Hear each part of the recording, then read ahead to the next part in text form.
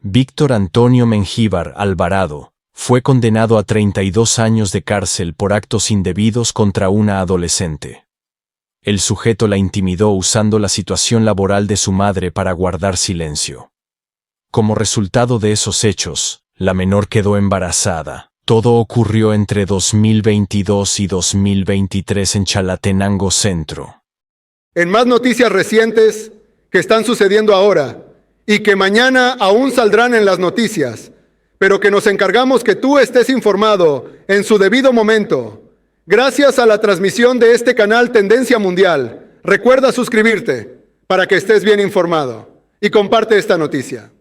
José Roberto Ayala Cerrado, miembro de la MS y segundo al mando del programa Abriles Danger, fue condenado a 44 años. Fue encontrado culpable por pertenecer a agrupaciones ilícitas y planear mandar a mejor vida a comerciantes. Los hechos ocurrieron en el año 2015, en el centro de San Salvador. El Tribunal Quinto contra el Crimen Organizado dictó la sentencia tras el proceso judicial correspondiente. Ahora el ejemplo de un país seguro está recorriendo el mundo entero. Si te gustó esta información, regálame un like y suscríbete al canal. Ahora pasaremos con las noticias del día de hoy. Y vamos a iniciar de lleno hablando acerca de la visita que hicieron diferentes funcionarios de Ecuador. Ellos estaban interesados en su primer momento en venir a nuestro país y conocer de primera mano por parte de los titulares del Gabinete de Seguridad Ampliado cómo se está implementando el Plan Control Territorial en sus diferentes fases, porque no solo se trata de represión, sino también de oportunidades de trabajar el tejido social y luego conocer el régimen de excepción. Ahora, ¿cuál es su postura, Arturo, respecto a esto? Que una nación que está sumergida en la violencia pandilleril, decida buscar ayuda de otras naciones, ya lo hizo con Estados Unidos, ahora se viene a El Salvador para conocer de primera mano esta situación y poder implementar, como por ejemplo el régimen de excepción en esa nación. Aquí queda claramente demostrado la problemática que nos presenta en cada uno de los países latinoamericanos lo que es el crimen organizado transnacional, el narcotráfico, las pandillas y por sobre todo, ¿cierto?, los actos de terrorismo que realizan estos últimos. Pero también el problema grave de Ecuador fue el problema de gobernanza que han tenido y que se ha ido solucionando poco a poco con el presidente Noboa. Ahora bien, anteriormente a eso se trató de hacer de llevar adelante algún tipo de acción. Recuerdo perfectamente años 2017, 2018, 2019, pero fueron todos fallidos en realidad. No hay que olvidarse el estallido delincuencial que salta, ¿cierto?, el 2019 y queman prácticamente edificios emblemáticos en Ecuador. Esto lleva a que el control, ¿cierto?, se tome de una manera diferente, pero sin el lineamiento que se está llevando en El Salvador. Pues las condiciones eran diferentes, pero aparece todo un fenómeno de pandillas, ¿cierto?, y de sicariato, de estas corrientes de inmigrantes ilegales que pasan de un lado a otro y que en realidad comienzan a causar un daño profundo en Ecuador. Tuvimos el problema de las cárceles, tú recuerdas, mi estimado Nelson, donde realmente hubo graves problemas internamente, hubo incendios, hubo asesinatos, degollamientos, etcétera, etcétera, y era algo sin control. Posteriormente a eso, el presidente Lasso en ese entonces trató de implementar algo parecido a lo que se está llevando adelante en El Salvador y se comete el grave error que cometen todos: estado de excepción o régimen de excepción acotado. Y hemos dicho 1 y 20.000 veces, y se le ha recomendado 1 y 1.000 veces a los diferentes gobiernos, que los estados de excepción acotados no sirven. Al personal, ¿cierto?, policial y al personal militar que se va a ocupar o se va a utilizar en este tipo de operaciones, tiene que entregarse el total apoyo y todo el equipamiento y las instrucciones necesarias para que lleven adelante esta misión. No se hizo en Ecuador en esa instancia, no resultó, ¿cierto?, lo que era el plan de seguridad que quiso llevar adelante el presidente Lasso. Posteriormente, con la llegada del presidente Noboa, se prueba en algunos lugares, también con algunas falencias, no resultó, pero posteriormente cuando se aplica completo el plan, funciona perfectamente y ahora se va a replicar de nuevo. Ahora, ¿cuál es la idea?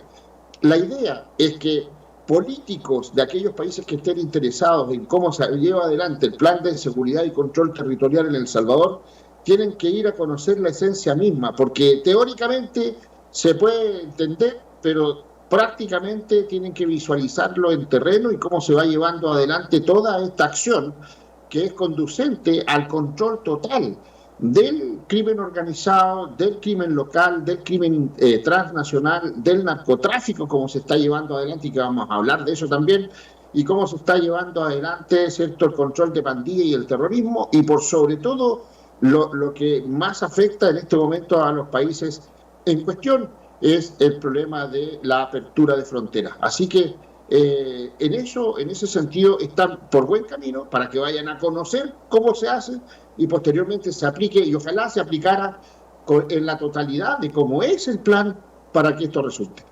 Y es que no es lo mismo ver y oír a través de los diferentes medios de comunicación lo que está pasando en nuestro país, y es por eso que El Salvador ahora comparte su exitosa estrategia de seguridad con Ecuador. Ministros analizan el plan control territorial como modelo regional contra el crimen organizado. Arturo, vamos a presentar la siguiente nota y luego seguimos conversando sobre este importante tema. El ministro Gustavo Villatoro recibió una delegación de Ecuador conformada por el ministro del Interior y el ministro de Defensa de ese país, Giancarlo Lofredo, para detallar los pilares del Plan Control Territorial, modelo que ha convertido a El Salvador en referente regional de seguridad. Durante el encuentro se destacó la coordinación entre Fuerza Armada y Policía Nacional Civil como clave del éxito. Gracias a esta estrategia, El Salvador ha reducido en 92% los homicidios y desarticulado más de 1.500 estructuras criminales en los últimos años. Las autoridades ecuatorianas mostraron especial interés en aplicar estas medidas para combatir el narcotráfico y la delincuencia organizada en su país. El ministro de Defensa salvadoreño René Francis Merino Monroy también se reunió con la delegación ecuatoriana y resaltó los logros alcanzados contra las pandillas gracias al compromiso del presidente Nayib Bukele con la seguridad. Los funcionarios ecuatorianos elogiaron la efectividad del régimen de excepción y el sistema de megacárceles implementado en el territorio nacional. Como parte de la visita que los funcionarios ecuatorianos hicieron al país, conocieron el Centro de Confinamiento del Terrorismo con el fin de tener los detalles de su funcionamiento y equipamiento. Y luego venir aquí al CECOP a conocerlo, a ver cómo trabajan. Es realmente impecable el orden que hemos encontrado aquí. Parece que esta cárcel se hubiera inaugurado el día de ayer y realmente quiero felicitar a todos los que trabajan aquí. Es algo realmente de aprender y de copiar en nuestro país. Lo que estamos viendo también es el poder implementar los cambios legislativos necesarios que impulsó El Salvador y que son tan necesarios en el Ecuador para poder tener resultados similares. Ambas naciones acordaron robustecer la cooperación mediante intercambio de inteligencia y capacitación para sus fuerzas de seguridad, con el fin principal de combatir conjuntamente pandillas transnacionales y el tráfico ilícito de armas en la región. Ecuador considerará adaptar el modelo salvadoreño a su contexto y El Salvador brindará asesoría técnica. Este acercamiento establece una base para una alianza estratégica contra el crimen organizado en Centro y Sudamérica. En pocas palabras, los funcionarios destacan algo que le hace falta a Ecuador: gobernabilidad. Si bien están conociendo de primera mano estas medidas, pero él decía, uno de los funcionarios, necesitamos que esto vaya de la mano con el Congreso, con la Asamblea Legislativa, para poder enfocarnos en el tema de la inseguridad, de la delincuencia, de la violencia que está asustando pues a esta nación suramericana. Pero hay algo muy importante que dio a conocer el funcionario, fue el cambio legislativo que tiene que ocurrir en los países que quieren aplicar esto. ¿Por qué? Porque estamos realmente bajo la tutela o bajo el control de poderes judiciales en los diferentes países, en que los ministros de justicia, los jueces y los fiscales no están aplicando la ley, o están haciendo vista gorda, o existe un grado de concomitancia con la delincuencia, con el crimen organizado, con el narcotráfico y con el terrorismo. No se explica que ande tanta gente suelta por las calles y los ciudadanos, ¿cierto?, escondidos y asustados en sus casas.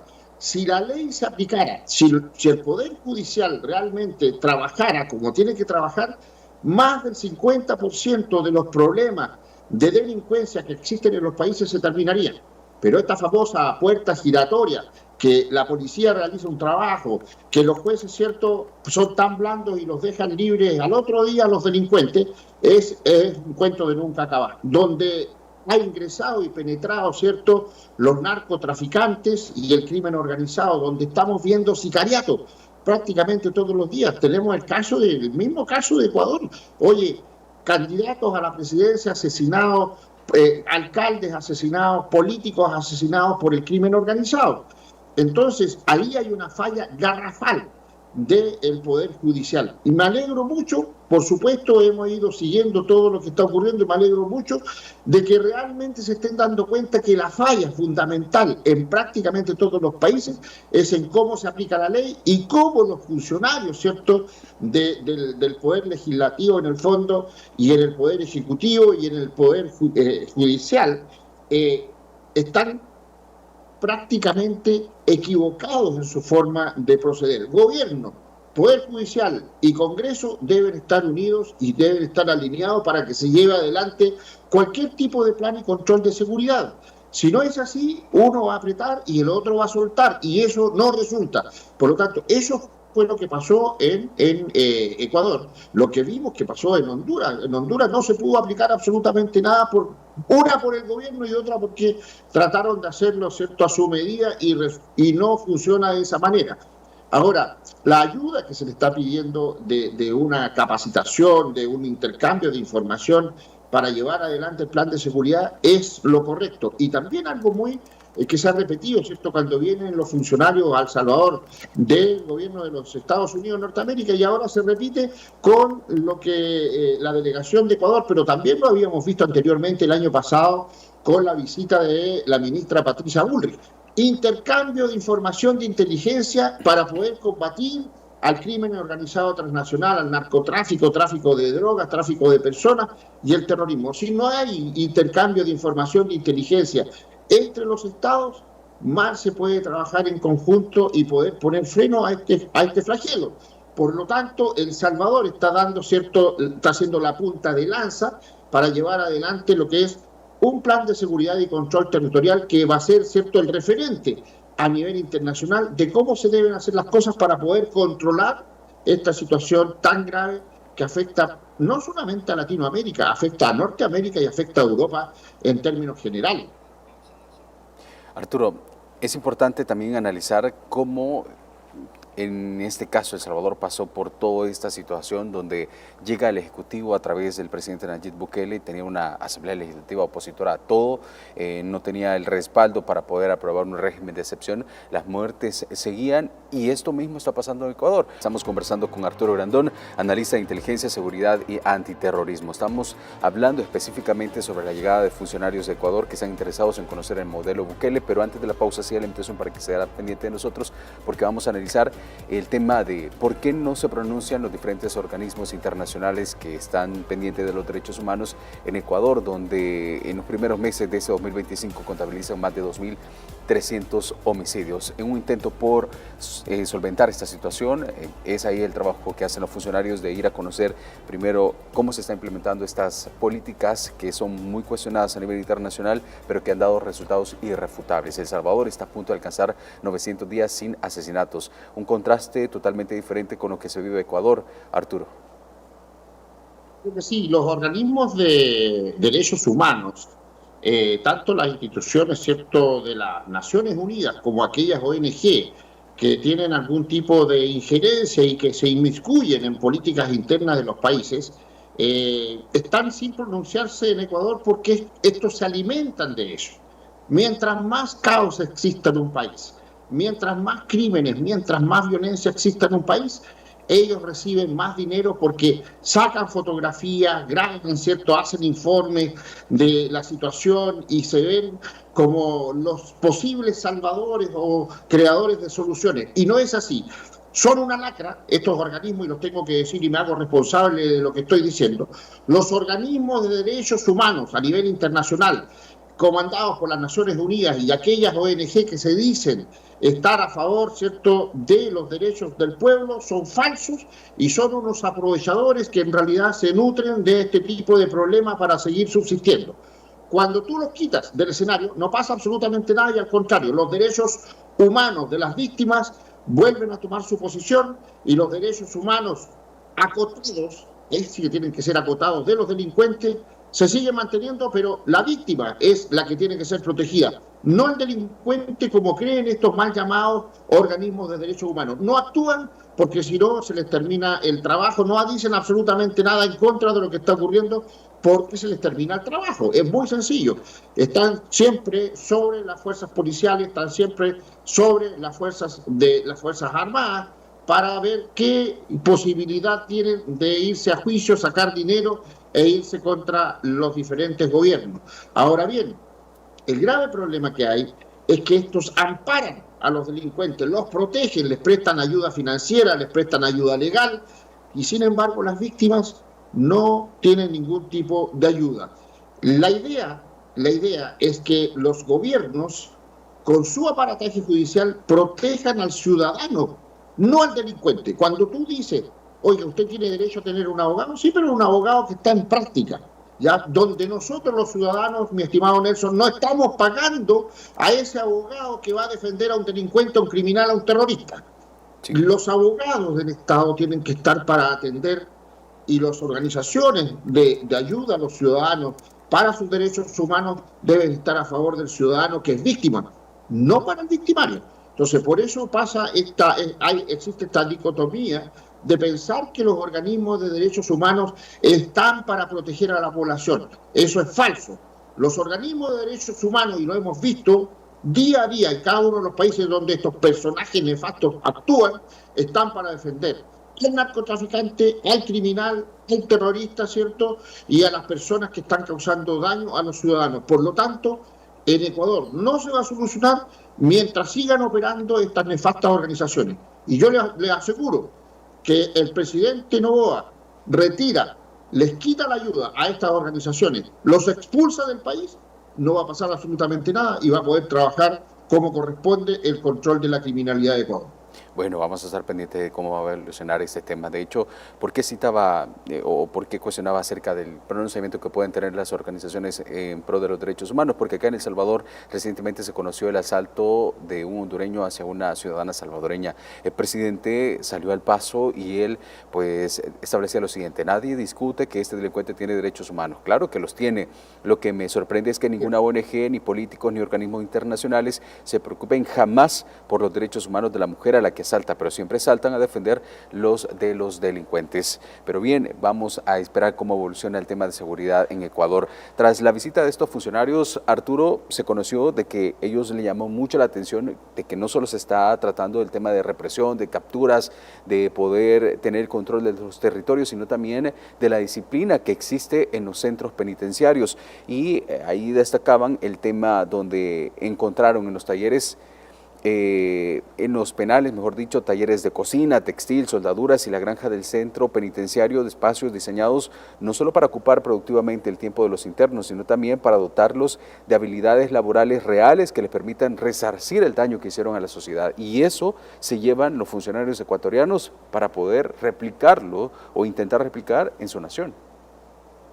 Y no solamente eso, sino que también estos tipos de talleres que existen en las cárceles es una forma de que los propios delincuentes paguen de alguna manera a la sociedad con trabajo también para los servicios públicos.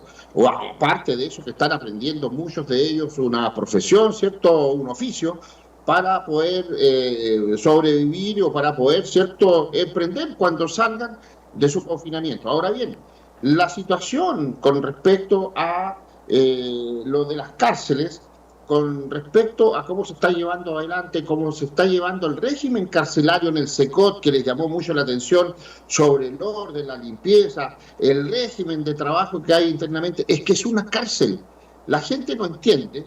La gente del Poder Judicial, los políticos, sobre todo los políticos de izquierda, bueno, ahora unidos con la derecha porque están haciendo lo mismo, son una manga de progresistas en realidad, ¿qué es lo que hacen? Permiten que los reos permiten, el mismo régimen carcelario, la misma justicia, los mismos jueces se encargan de llevar celulares al interior de las cárceles para que los presos tengan comunicación hacia el exterior. Eso no puede ser. Cuando los presos, cuando los individuos, los criminales, los delincuentes caen presos, pierden todo tipo de derechos en la parte de comunicación. No pueden haber celulares en las cárceles, no puede haber comunicación, no puede haber, ¿cierto?, esta holgura que se lleva en prácticamente todos los países. Oye, si les tienen hasta fiestas de cumpleaños a los reos, eso no puede ser. Estás preso. Los presos pierden todo ese tipo de privilegios porque fueron malos, la gran mayoría de ellos. Por lo tanto, cuando en El Salvador se ve que no hay celulares, no existe comunicación, que todos andan vestidos de la misma manera, que todos tienen la misma comida, que todos tienen el mismo régimen horario, tienen todo estrictamente organizado, es como tiene que ser. El resto significa que si no es así, y que cada uno anda por su cuenta, y que las pandillas están operando dentro de las mismas cárceles, que los mismos gendarmes o que los mismos custodios están coludidos con los presos, es porque el sistema no está funcionando. Y ese es un grave error que se está cometiendo en todos prácticamente los países latinoamericanos. Eso tiene que cambiar.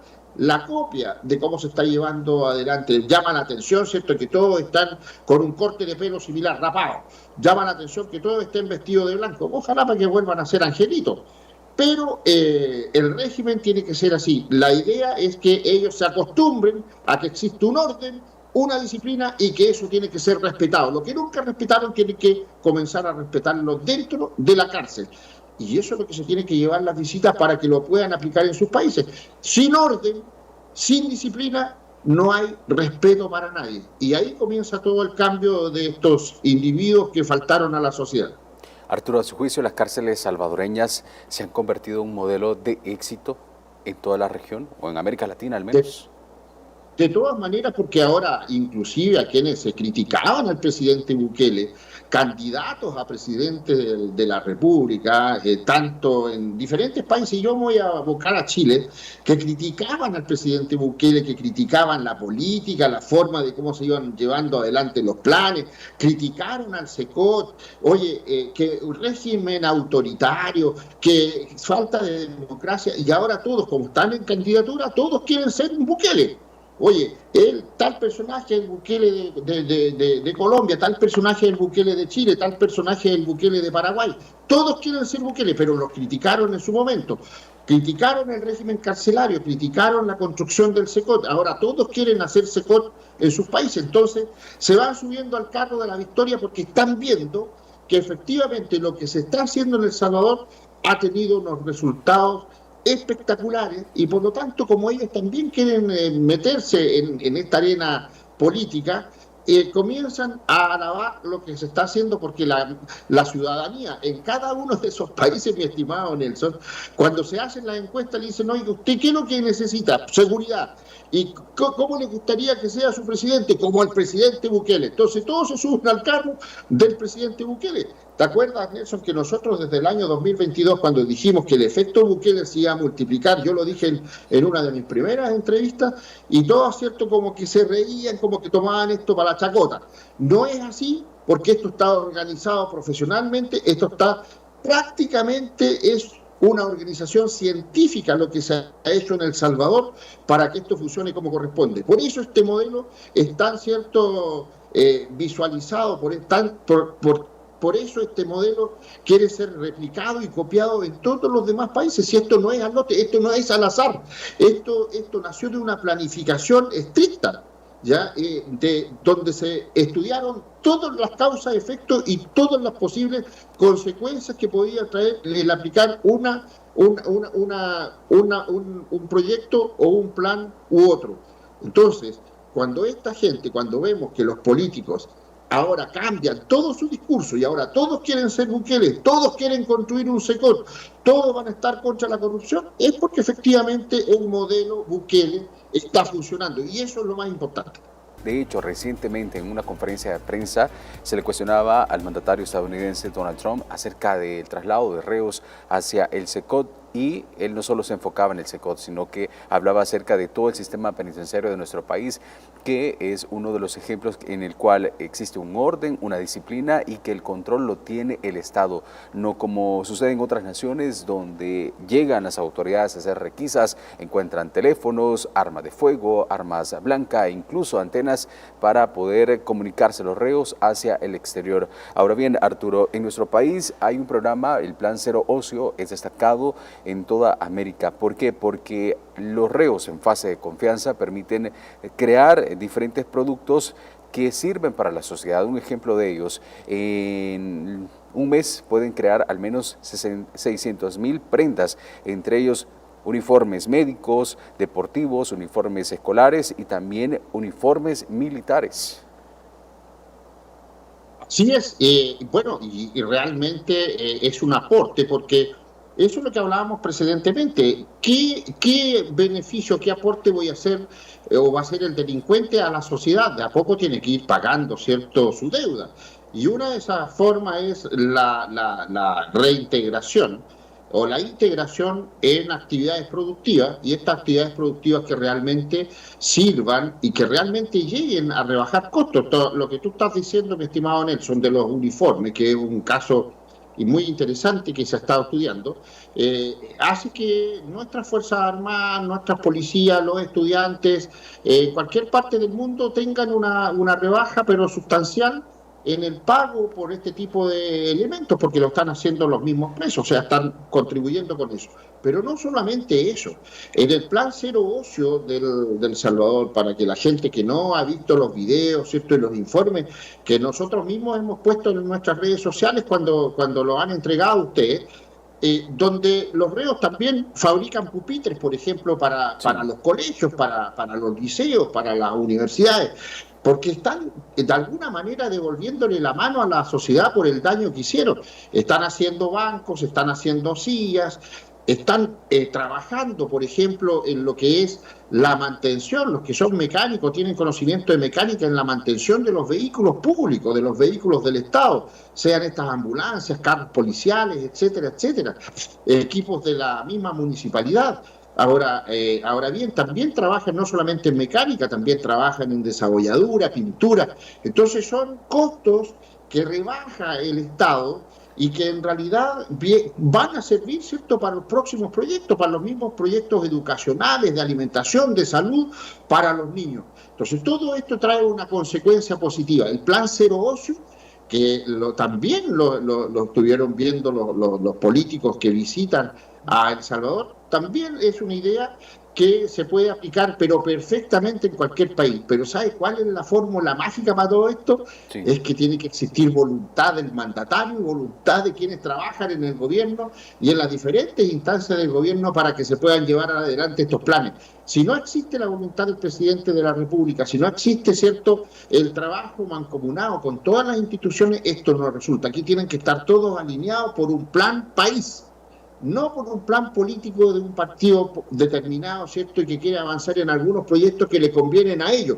No, este es un plan país, y es ahí donde se está trabajando, y es ahí donde los políticos, ¿cierto?, y los gobiernos deben fijarse de cómo se está llevando adelante, que es en beneficio de la mayoría de los ciudadanos, y lo vamos a volver a repetir, desde que se implementó el plan de control territorial y el régimen de excepción el 27 de marzo del 2022, se ha venido haciendo, ¿cierto?, planificadamente todo un trabajo para que se desarrolle el país de buena manera, con seguridad primero, con desarrollo después. Pero esto tiene que existir, en esto tiene que existir un orden y tiene que existir una voluntad para hacer las cosas. El Plan Cero Ocio es un acierto más de lo que se está llevando adelante en este plan de control territorial. ¿Por qué motivo? Porque esto es un plan estratégico que es macro, no es solamente el controlar los presos, no es solamente que no tengan celulares, no es solamente a que los tipos tengan un régimen alimenticio determinado, no, esto va más allá de lo que la gente se imagina, y porque en realidad aquellas personas que pueden ser rescatadas merecen, ¿cierto?, ser ayudadas con estos oficios que están adquiriendo y posteriormente puedan trabajar productivamente para la sociedad. De hecho, el mandatario salvadoreño destacaba que solo en el 2024 más de 21.500 privados de libertad fueron capacitados en diferentes oficios mientras cumplían una condena. ¿Se podría implementar esto en otros países de la región con los reos en fase de confianza, Arturo, para que puedan ser pues, un sistema carcelario productivo de autosostenibilidad? Claro, de todas maneras, pero para eso tiene que arreglarse el sistema carcelario. Para eso también tienen que hacer algunas variaciones en la parte legal. El Poder Judicial, que está trabajando en conjunto con las cárceles, por supuesto, son los que tienen que también, como decimos literalmente y en un término muy folclórico, tienen que ponerse las pilas. O sea, tienen que realmente enfocarse en el problema, tienen que realmente buscar la solución y que estas soluciones sean acorde a las necesidades, ¿cierto? Y a lo que está pasando cada uno de los países. Ahora bien, esto se puede implementar en cualquier parte. El SECOP se puede implementar en cualquier parte. El régimen que se está llevando adelante igual. Pero también el plan cero ocio se puede hacer en cualquier parte, pero previamente a eso tiene que existir un ordenamiento. Cuando tú ordenas, cuando tú, ¿cierto?, pones las reglas del juego, cuando tú realmente planificas, ¿cierto?, cómo va a funcionar esto, obvio que va a resultar de una manera exitosa. Pero así como están las cárceles en este momento, cuando vemos, ¿cierto?, que los reos mandan más que los carcelarios, cuando ellos, ¿cierto?, tienen un pliego de peticiones, los patudos que están presos y ellos tienen sus exigencias, y cuando la justicia cede ante la exigencia de los presos, quiere decir que el sistema está mal. Entonces, mientras no cambie eso, no vamos a poder llevar adelante ningún plan. Por eso tiene que esto ser un ordenamiento y una planificación estratégica previa que ordene todo el sistema para que se pueda llevar adelante. Si no, eso no se podría haber hecho en El Salvador.